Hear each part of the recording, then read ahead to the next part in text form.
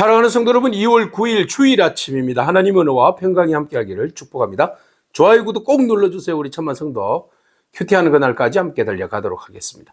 오늘 우리에게 주신 하나님 말씀은 요한복음 11장 17절에서 35절까지의 말씀인데요. 함께 25절과 26절의 말씀을 같이 읽도록 하겠습니다.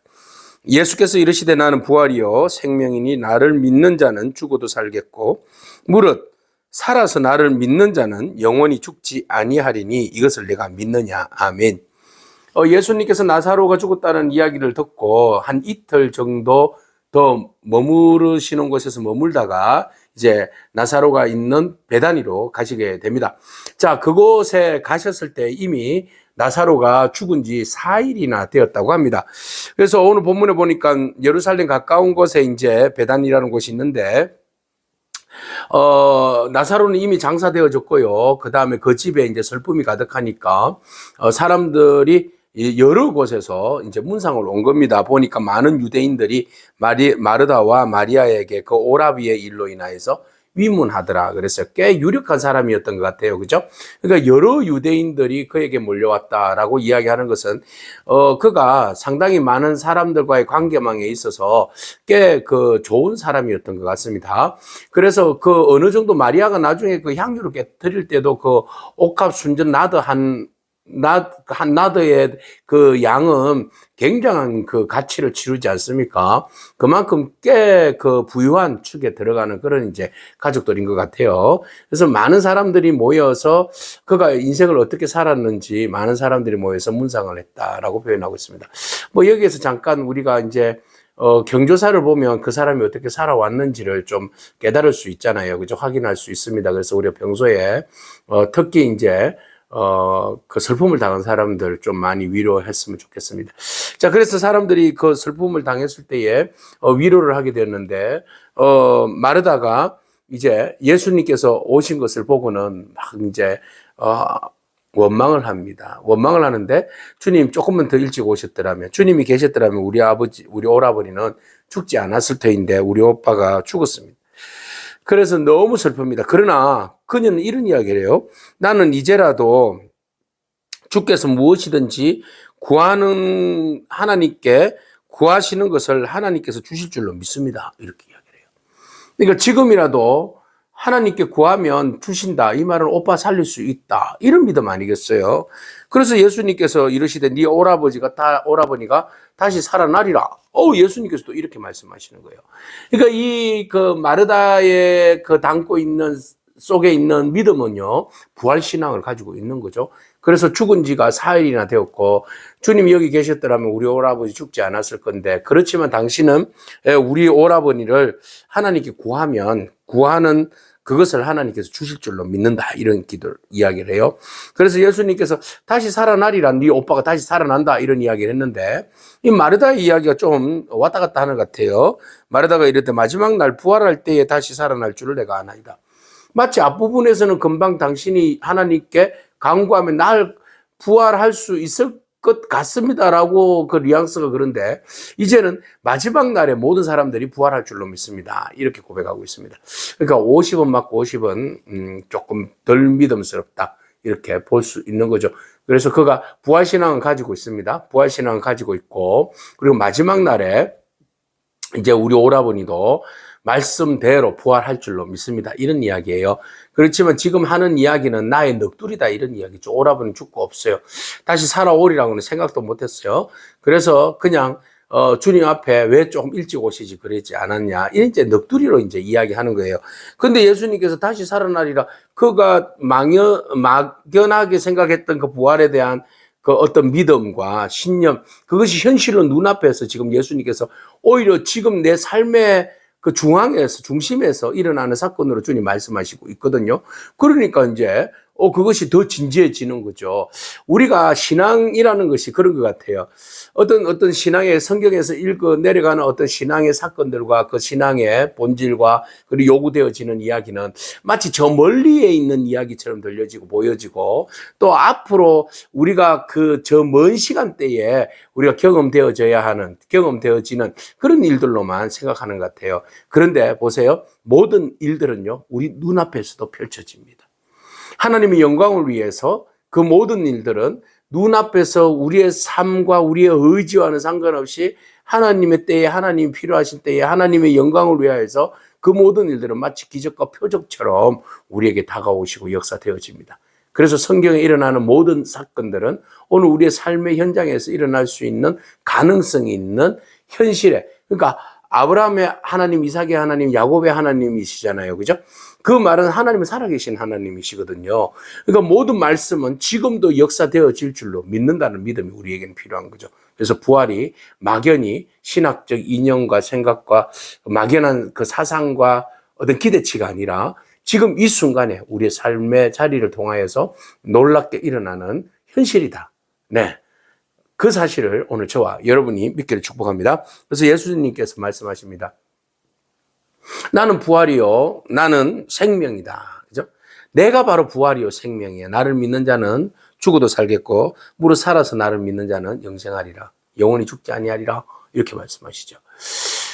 맞습니다. 오늘 중요한 포인트가 여기 있어요. 주님은 부활이요, 생명이십니다. 지금 이 이야기를 하시려고 하는 거죠. 그래서 많은 사람들에게 표적을 보여달라, 안 보여주면 당신이 메시아가 아니가, 이 진리를 지금 파악하는 이 상황에서 예수님께서 이 사건을 통하여서 나는 부활이다. 나는 생명이다. 내가 하나님이 생명의 주관자인 것처럼 나도 생명의 주관자다. 그러니까 곧 하나님이다. 라는 것을 말씀하고 보여주고 계신 겁니다. 여러분, 예수님은 한갓 유명한 4대 성인이나 선지자 중에 한 사람으로 끝나지 않습니다. 예수님은 하나님의 아들이십니다. 오늘 그 하나님의 아들을 전적으로 신뢰하는 믿음이 저와 여러분 가운데 있기를 축복합니다. 그래서 예수님께서 나는 부활이요 생명이요 나를 믿는 자는 죽어도 살겠고 살아서 무릇 나를 믿는 자는 영생하리라, 이 말씀을 하니까 마르다가 굉장히 믿음이 있어요. 우리는 마르다에 대한 이미지가 그냥 밥하다가 막 불평하고, 마리아는 예수님 발밑에서 그냥 말씀 듣고 있는데, 마르다는 열심히 있어서 밥 준비를 하다가 막 그 일로 인하여서 막 불평하는 그런 여인으로 생각하잖아요. 천만에요. 오늘 보세요. 마리아보다도 더 큰 믿음을 오늘 보여주고 있어요. 자, 그의 믿음은 바로 이거예요. 주여 그러하외다. 주는 그리스도시요 세상에 오시는 하나님의 아들이신 줄로 내가 믿나이다. 그랬어요. 적중했잖아요. 그죠? 100% 적중. 주님이 원하시는 시원한 답을 지금 마르다가 하고 있어요. 그래 될 줄로 믿습니다. 당신은, 그래서 예수님에 대하여서 고백합니다. 세상 그리스도시다. 그래서 메시아, 살아계신 하나님의 아들, 기름 부음을 받은 자요. 그러니까 우리가 생각했던 그 바로 그 메시아가 당신이십니다. 그리고 세상에 오시는 하나님의 아들, 곧 하나님이십니다. 당신은 메시아요, 하나님이십니다. 그러니까 당신은 부활이요 생명이니까 당신은 메시아가 당연한 거고, 당신은 살아계신 하나님이신 것이 분명하다. 이렇게 고백한 겁니다. 그러니까 마르다의 고백은 굉장한 파워가 있는 고백입니다. 오늘 여러분들은 주님을 향하여서 어떤 고백을 하시겠습니까? 주는 그리스도시요 살아계신 하나님의 아들이십니다. 이 고백이지 않습니까? 이 고백이 베드로의 고백뿐만 아니라 마르다가 먼저 고백한 거예요. 마르다가 먼저 주님 앞에 고백하는 이 모습 한번 보세요. 오늘 우리가 이 모습 따라서 우리의 신앙이 주를 향하여서 주님 그리스도시요 살아계신 하나님의 아들 하나님이십니다라는 고백이 어떤 상황에서도 흔들리지 않는 저와 여러분들의 믿음이기를 축복합니다. 자, 주님을 만난 마르다가 사람을 보내서 돌아갔군요. 돌아가서 가만히 그 자매 마리아를 불렀어요. 선생님이 오셔서 너를 부르신다. 그런 이야기 하니까 마리아가 깜짝 놀라서 급히 울다가 일어나서 조문객들이 같이 있었잖아요. 벌떡 일어나서 막 쫓아갔어요. 그러니까 사람들이 마르다가 너무 슬퍼서 쫓아가는가 보다. 그리고 마르다가 지금 무덤에 가나 보다. 그래서 또 위로하러 온 사람들이 마리아가 막 쫓아가니까 마리아를 따라서 또 같이 이제 가게 됐는데 가서 멈췄는데 보니까 예수님 앞이었습니다. 사람들 깜짝 놀라는 거죠. 그래서 마리아가 그만 예수님을 바라보고는 32절에 예수님 계신 곳에 엎드려 발 앞에 엎드렸어요. 그리고 주님이 계셨더라면 우리 오라버니가 죽지 않았을 겁니다 하고는 펑펑 울게 되는 거죠. 마르다처럼 말이죠. 그래서 예수님께서 그 우는 곳을 보시고 너무 또 온 유대 사람들도 같이 울었어요. 막 우니까 그 보면서 예수님께서 심령에 비통함이 있어요. 불쌍히 여기시는 마음이 있었어요. 이게 여기서 불쌍히 여겼다는 마음은 말은 그 창자가 뒤틀리는, 그죠? 그런 이제 마음이에요. 얼마나 애통하면 창자가 뒤틀리겠어요. 그죠? 그래서 스플랑크마이 조이 이렇게 이제 그 헬라어로 쓰고 있잖아요. 그래서 예수님께서 그 슬퍼하는 모습이 너무 슬프고 애통하고 비통해서 예수님도 같이 울었어요. 마음이 아팠어요. 자, 오늘 예수님의 참된 마음을 보여줍니다. 이르실 때 그를 어디에 두었니? 라고 물으시고 주여 와서 보옵소서 하니 예수님께서 눈물을 흘리시더라. 주님의 눈물을 오늘 우리 보았습니다. 예수님은 강하신 능력의 하나님이신 것처럼 우리에게 다가오지만 또 한편으로는 예수님은 눈물을 흘리시는 바보입니다. 우리를 위해서 눈물을 흘리시는 분이십니다. 우리가 아파할 때, 괴로워하고 슬퍼할 때 누가 우리를 위해서 울어주겠습니까? 모든 사람들이 외면한다 할지라도 주님만이 우리를 보고 우리의 상황을 보시고 잘 아시고 또 불쌍히 여겨주시고 주님께서 긍휼히 여기셔서 우리를 위해서 주님께서 눈물을 흘리신다는 사실을 여러분 기억하시고, 여러분 홀로 외로울 때가 있습니다. 홀로 힘들 때가 있습니다. 홀로 눈물 날 때가 있습니다. 그러나 좌절하거나 힘들어하지 않기를 바랍니다.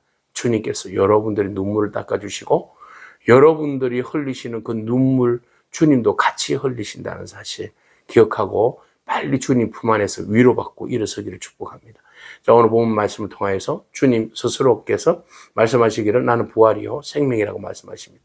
그 주님께서 메시아가 되신 사실을 여러분 기억하시고 오직 주님 바라보면서 믿음으로 여러분 부활 소망을 가지고 주님만 확실히 바라보면서 믿음으로 승리하는 저와 여러분이기를 축복합니다. 아멘. 기도하겠습니다. 주님 감사합니다. 주님은 그리스도시요 살아계신 하나님의 아들이신 줄로 믿습니다. 주님은 부활이요 주님은 생명이신 줄로 믿습니다. 우리가 주님에 대하여서 그저 성인으로만 4대 성인으로만 또 훌륭한 분, 예전에는 역사하지만 지금은 우리의 기억 속에서 가물가물 하시는 분으로만 생각하지 않기를 원합니다.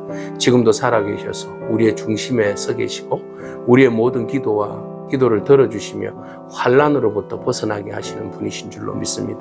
또한 주님께서 우리를 향하신 그 창자가 뒤틀리는 그 고통 속에서 우리의 슬픔과 아픔을 애통해 하시는 그 마음 보고 우리가 다시 힘을 얻습니다.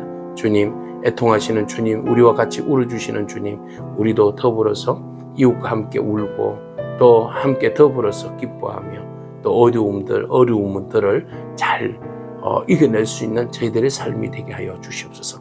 예수님에게 하신 이름으로 기도합니다. 아멘. 오늘도 믿음으로 승리하길 축복합니다. 아멘.